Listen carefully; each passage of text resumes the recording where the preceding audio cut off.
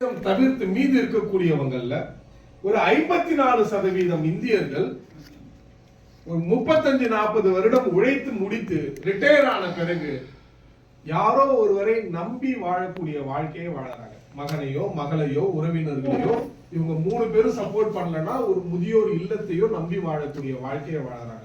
நான் சொல்றது நிதர்சனமா இருக்கா இல்லீங்களா? பிராக்டிகலா நடக்கக்கூடிய ஒரு விஷயம். 54% இந்தியர்கள். இந்த 54% இந்தியர்கள் வாழக்கூடிய வாழ்க்கை பிடிக்காம, தன்மானம் விட்டு கொடுக்காம, யார்கிட்டயும் போய் தஞ்சம் புகணும்னு நினைக்காம, அந்த தள்ளாடாத வயதிலையும் நான் உழைத்து நான் சாப்பிடுவேன் அப்படின்னு சொல்றவங்க ஒரு 5% இந்தியர்கள் இருக்கிறாங்க. இந்த நிலைமை ஒரு எதிரிக்கு கூட வரக்கூடாத ஒரு நிலைமை. உண்மையா இல்லைங்களா? அவ்வளவு வருடங்கள் உழைத்து முடித்த பிறகும் அவங்களுடைய சம்பாத்தியத்துல எதுவும் மிச்சம் இல்லாம மீண்டும் 60-65 வயசுல உழைக்க வேண்டிய கட்டாயத்துக்கு தள்ளப்படுறாங்க. நம்ம கண்கூடாக நிறைய பேர் அந்த மாதிரி பார்க்கிறோம். கரெக்டுங்களா? இப்ப இந்த மக்களை தாண்டி பாத்தீங்க அப்படின்னா இன்னொரு 5% மக்கள் தான் இருக்கிறாங்க. 95% மக்கள் இப்படிதான் வாழ்ந்துட்டு இருக்கிறாங்க.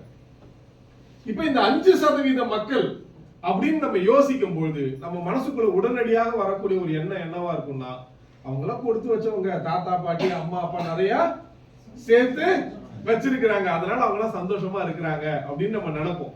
ஆனா அந்த 5%ல 1% பேர் தான் அந்த மாதிரி முன்னோர்களுடைய சொத்துனால வாழ்க்கைய ரொம்ப அற்புதமா வாழறவங்க இருக்கிறாங்க. 100ல ஒருத்தவங்க தான் அந்த மாதிரி இருப்பாங்களா அப்படின்னு ஒரு கேள்வி வந்துச்சுன்னா இங்க கிட்டத்தட்ட 100 பேர் இருக்கிறோம். நம்ம அம்மா அப்பா தாத்தா பாட்டி எத்தனை பேர் நிறைய சேர்த்து வச்சுட்டு போயிருக்கிறாங்க? எனக்கு இல்ல. யாராவது இருக்கிறோமா? யாருக்கும் அப்படி இல்ல. உண்மையா இல்லைங்களா? அப்ப என்ன அர்த்தம்? 100ல ஒருத்தவருக்கு அந்த வாய்ப்பு கிடைக்கிறதே பெரிய விஷயம். நிச்சயமா நமக்கு அந்த வாய்ப்பு இல்ல. கரெக்டுங்களா?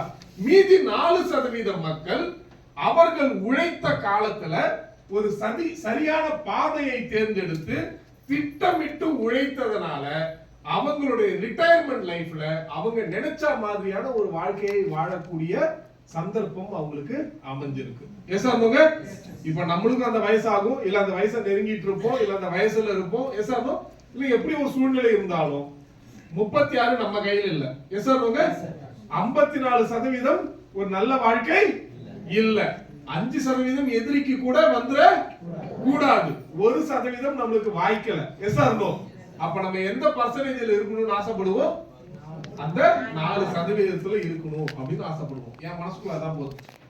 எப்படியாவது இந்த 4% மக்கள் கேட்டகரியில நம்ம போய் செட் ஆயிடணும் அப்படின்னு நான் யோசிக்க ஆரம்பிச்சேன். அப்ப நான் புரிஞ்சுக்கிட்ட ஒரு விஷயம் என்ன அப்படின்னா, இந்த 95% மக்கள் எதை பெரும்பான்மையாக செஞ்சாங்களோ அதையே நம்ம செஞ்சோம்னா நம்ம 4% இருப்போமா 95% இருப்போமா? அப்ப இந்த 95% மக்கள் செய்யாத ஒரு விஷயத்தை நம்ம செஞ்சா மட்டும்தான் நம்மளால அந்த 4% இருக்க முடியும் அப்படின்ற உண்மையை நான் உணர்ந்தேன். சோ அன்னையில இருந்து என் மனசுக்குள்ள பட்ட விஷயம், நம்ம என்ன வேலை செஞ்சாலும் என்ன தொழில் செஞ்சாலும் அந்த வேலையோ தொழிலோ நம்ம வாழ்க்கைய நம்ம நினைக்கிற இடத்துக்கு கொண்டு போய் சேர்க்காது, ஏதாவது வித்தியாசமாக செய்யணும் அப்படின்னு யோசிச்சுட்டு இருந்த காலத்துலதான் இந்த வாய்ப்பு எனக்கு கிடைச்சது. ஒரு 14 வருஷங்களுக்கு முன்பாக இந்த வாய்ப்பை எடுத்துக்கிட்டாங்க. இந்த வாய்ப்பு இன்னைக்கு என் வாழ்க்கையை தலைகீழாக மாற்றி போட்டிருக்கு அப்படின்னு சொன்னா அதுக்கு நிச்சயமா குறை இல்லை. மை டியர் ஃப்ரெண்ட்ஸ், இந்த பிசினஸ் எனக்கு என்ன கொடுத்திருக்கு அப்படின்றத உங்களோட நான் பகிர்ந்துக்கணும் அப்படின்னு ஆசைப்படுறேன். இது நம்மளுக்கு வரக்கூடிய இன்கம் ஸ்டேட்மெண்ட்டுங்க. இந்த இன்கம் ஸ்டேட்மெண்ட்ல என்னுடைய பெயர் இருக்கும், எனக்கு நிறுவனம் வழங்கின நம்பர் இருக்கும், இந்த பிசினஸ்ல நான் எப்ப சேர்ந்தேன் அப்படின்ற ஜாயினிங் டேட் இருக்கும், பிளஸ் இந்த பிசினஸ்ல எனக்கு வருமானம் வரும்போது நான் அரசாங்கத்துக்கு என்னங்க பண்ணி ஆகணும்? டாக்ஸ் கட்டி ஆகணும்.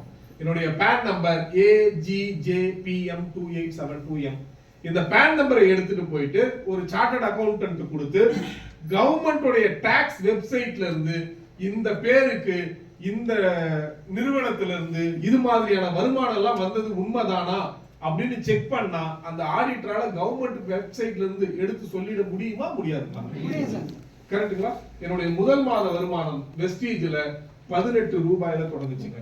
ஓ, இதுதான் எவ்வளவு பெரிய பில்டப்பா அப்படின்னு கேட்கலாம். கரெக்டா? மை டியர் ஃப்ரெண்ட்ஸ், இந்த 18 ரூபாய் அப்படின்றது ஒரு ஆலம் விருட்சத்துடைய விதை மாதிரி. ஆலம் விருட்சம் பெருசா இருக்கும், ஆனா விதை எப்படிங்க இருக்கும்? மூச்சு காத்துப்பட்டா பறந்துரும். கரெக்ட்டுங்களா? அந்த மாதிரி தான் இந்த வருமானம். இந்த வருமானம் எனக்கு எதற்காக தரப்பட்டதுன்னா, காலம் காலமாக என் வீட்டுக்கு தேவையான பொருட்களை எங்கேயோ ஒரு மளிகை கடையிலயோ சூப்பர் மார்க்கெட்லயோ ஒரு ஷாப்பிங் மால்லயோ மெடிக்கல் ஷாப்லயோ வாங்குறதை நிறுத்திட்டு வெஸ்டீஜ்ல வாங்க ஆரம்பிச்சேன். இன்னைக்கு வெஸ்டீஜ்ல 450 பொருள், 14 வருஷத்துக்கு முன்னாடி 25 பொருள் கூட கிடையாது.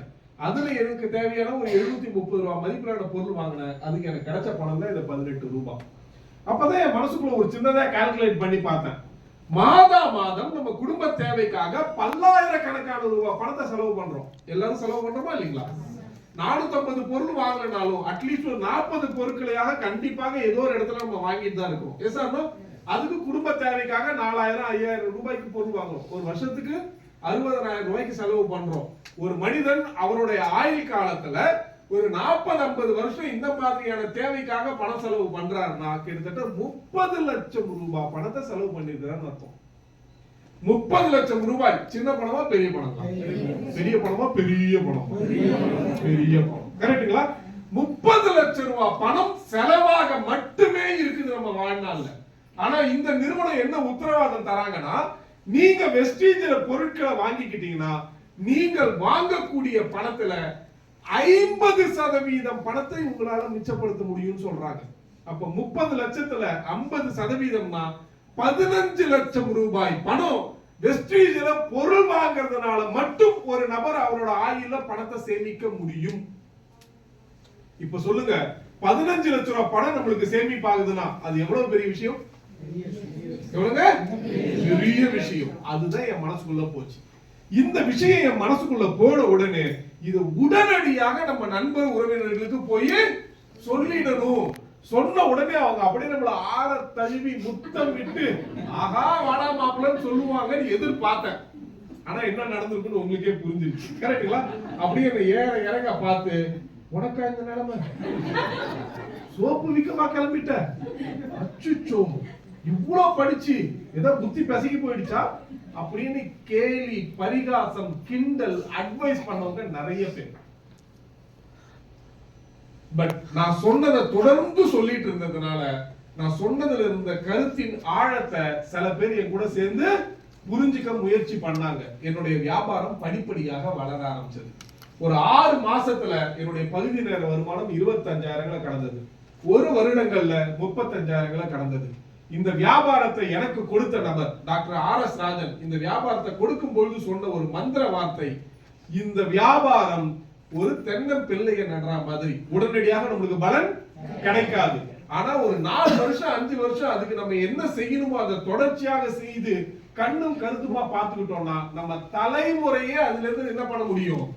மகசூல எடுக்க முடியும் அப்படின்னு சொன்னார். அந்த மாதிரிதான் இந்த வியாபாரமும் சொன்னார். நான் அந்த வார்த்தையை மந்திர வார்த்தையா எடுத்துக்கிட்டு ஒர்க் பண்ண ஆரம்பிச்சேன். 2.5 வருஷங்கள்ல என்னுடைய பகுதி நேர வருமானம் 1 லட்சங்களை கடந்தது.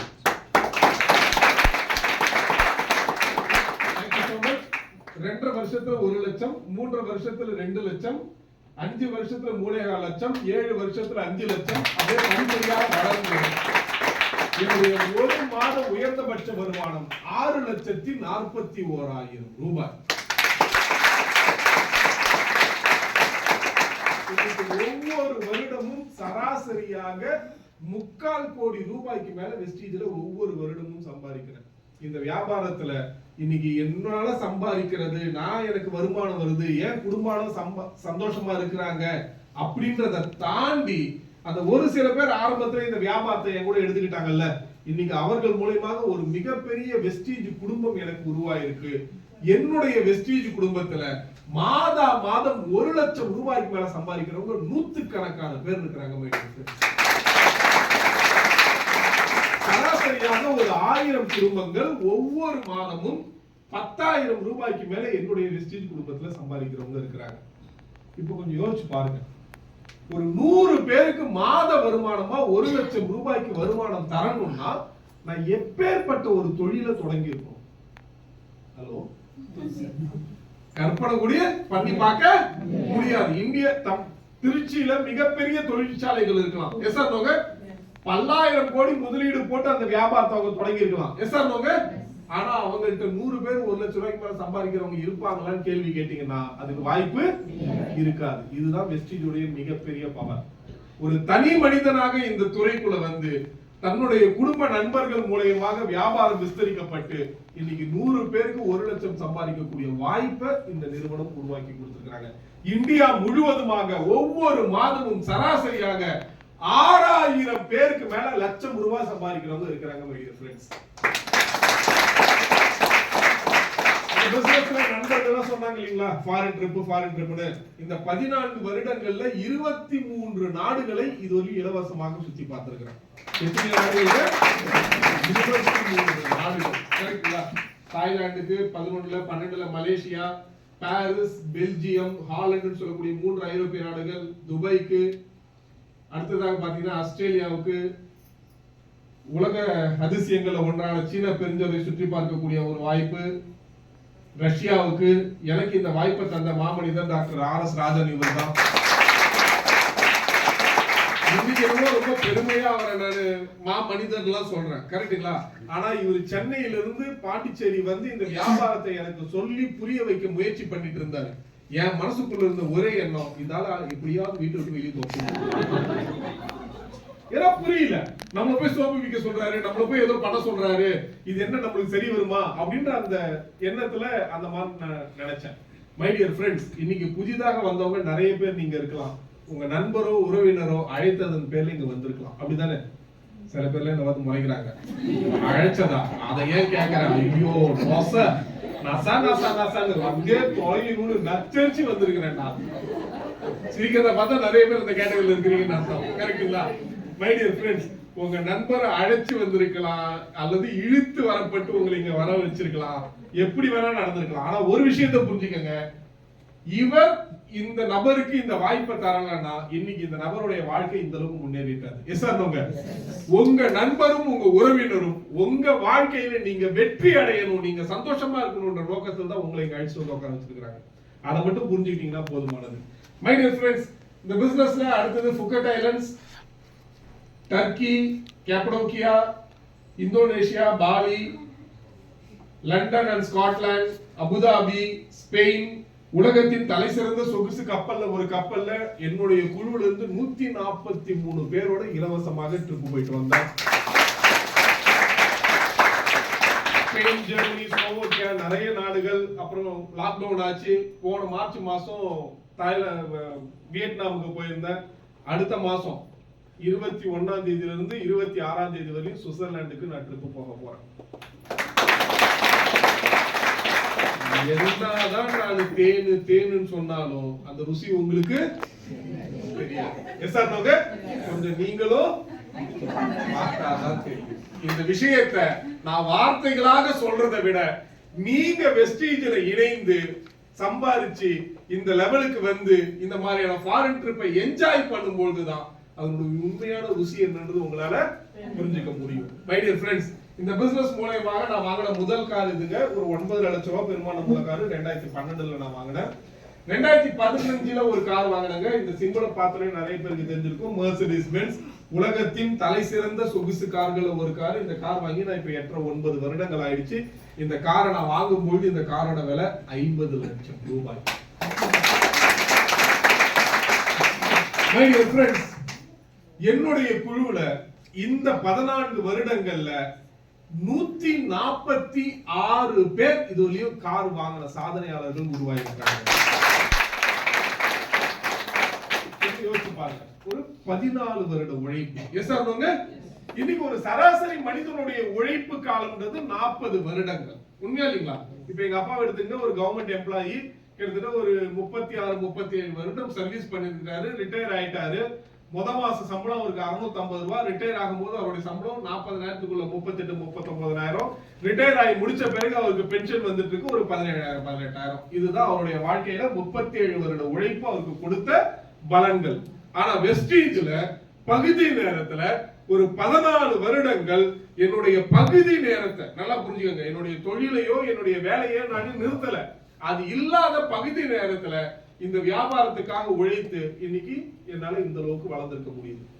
இந்த பகுதி நேரம் அப்படின்னு சொல்றோம்ல, இந்த பகுதி நேரம் இங்க வெஸ்டீஜுக்கு நம்ம வரல அப்படின்னா நம்ம என்ன பண்ணிருப்போம் இந்த நேரத்துல? இப்பெல்லாம் அரட்டை அடிக்கிறது கூட கம்மியாகி போச்சு. இப்ப என்ன பண்றோம்?